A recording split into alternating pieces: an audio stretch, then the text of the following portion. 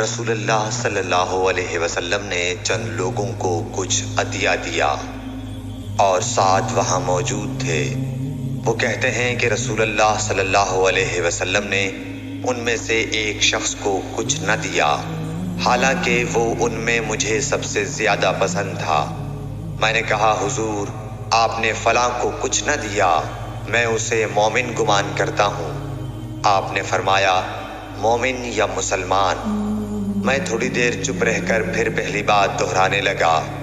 حضور صلی اللہ علیہ وسلم نے بھی دوبارہ وہی جواب دیا۔ پھر آپ نے فرمایا کہ اے سعد، باوجود یہ کہ ایک شخص مجھے زیادہ عزیز ہے، پھر بھی میں اسے نظر انداز کر کے کسی اور دوسرے کو اس خوف کی وجہ سے یہ مال دیتا ہوں کہ وہ اپنی کمزوری کی وجہ سے اسلام سے پھر جائے اور اللہ اسے آگ میں اوندھا ڈال دے۔